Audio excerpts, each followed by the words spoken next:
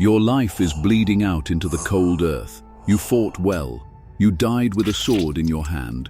But the radiant figure descending from the clouds, she is not here to save you. She's here to draft you. It is not a rescue. It is a recruitment.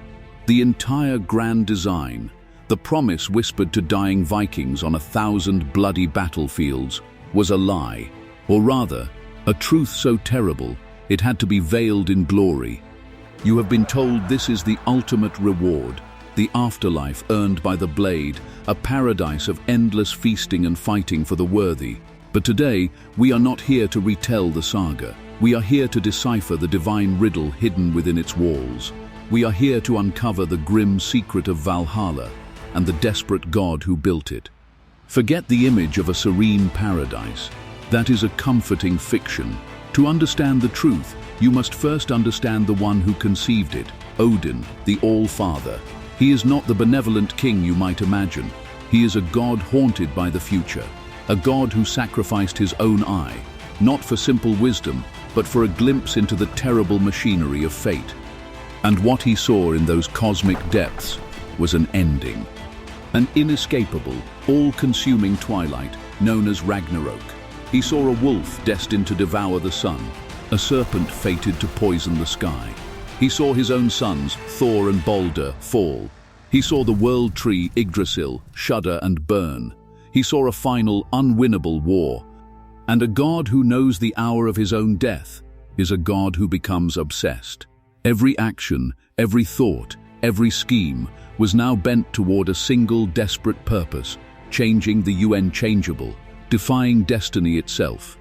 This is the key. Valhalla was not a gift to mankind. It was Odin's answer to Ragnarök. It was his strategy.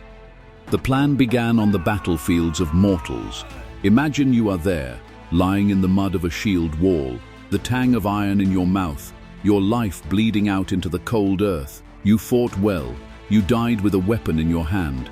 You have earned your place. But then, you see her, descending from the clouds, a figure of terrible beauty, armored and radiant, the Valkyrie, the chooser of the slain. You have been told her arrival is a mercy, an angel to carry your soul to glory. It is not a rescue, it is a recruitment. The Valkyries were not saviors, they were Odin's divine scouts. They were not looking for the good, they were not looking for the pious, they were looking for the effective, the berserkers, the champions, the shield maidens who could turn the tide of a battle with sheer ferocity. They were talent spotting on an epic scale, harvesting the finest mortal warriors at the moment of their death, hand-picking soldiers for a war at the end of time. Your death was not an end, it was a conscription notice delivered by a warrior goddess, and your destination was boot camp. They call it the Hall of the Slain for a reason. Once you are brought through its great gates, your new existence begins, and it is a relentless cycle. Each morning, you wake, you join your armor and grasp your weapons, miraculously healed from the day before.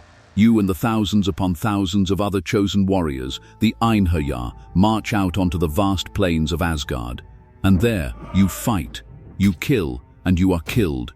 You feel the spectral bite of an axe, the phantom thrust of a spear. You fall, you die, and it is just as brutal as the first time.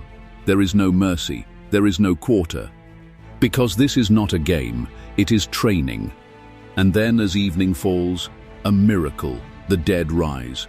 Wounds vanish, severed limbs are restored, and together the living and the newly risen dead return to the great hall. And there the feast begins. The great boar, Serimnir, is slain and cooked, its flesh endlessly renewing itself to feed the hungry masses. The goat, Heidrun, provides an infinite supply of the finest mead, filling the horns of every warrior. The saga singers frame this as a joyous party, but look closer, feel the truth of it. This is not a celebration, it is the calculated refueling of a war machine. The boar is protein, the mead is calories. It is the mess hall for an army that must be ready to fight again at dawn.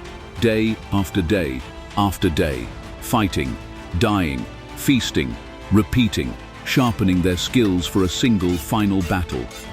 The pact was sealed, an eternity of brutal training in exchange for one day of glorious doomed combat. This was Odin's grand, desperate obsession. Why else would he wander the world of men in disguise, stirring up conflict, instigating wars between kings? The chronicles call it mischief, but it was not. It was plan. He was creating the very battlefields from which his Valkyries would harvest his soldiers. He was seeding humanity with strife to ensure a steady supply of the finest warriors for his army of the dead. The All-Father was not a king sitting on a throne. He was a general, pacing in his war room, staring at a map of his own inescapable defeat. And this is where the veil is truly pulled back. This is the grim secret at the heart of the Golden Hall. The Einherjar were not being trained to win Ragnarok. Odin knew they could not. His frantic search for knowledge, the price of his own eye, had shown him the outcome. The prophecies were clear. The wolf Fenrir would break his chains. The serpent Jormungandr would rise from the sea. The giants would march. The gods would fall. He knew he was fated to be devoured by the wolf. He knew Thor was destined to kill the serpent, only to fall to its poison 9 steps later. He knew the war was already lost. So why? Why assemble this impossible army? Why go through the motions? Why give these warriors an eternity of false hope? Because Odin's strategy was not victory, it was defiance. His goal was not to stop the end of the world, but to meet it head-on, to face the abyss not with despair, but with the greatest army ever assembled, to gather every hero, every champion, every soul who had ever refused to yield, and to throw them into the teeth of oblivion. He was stacking the board in a game he knew was rigged, just to make the enemy pay for every single inch. The Einherjar were not his hope for survival. They were his final, glorious act of cosmic spite. The great horn, Gala horn, will sound. The Einherjar will stop their feasting. They will rise as one, their endless training finally put to the test. They will pour from the 40 doors of Valhalla, 800 warriors from each door, a torrent of spectral steel to stand beside the gods on the field of Vigrid. And they will die, all of them. They will fight with the fury of ages, but they will fall. They will be erased.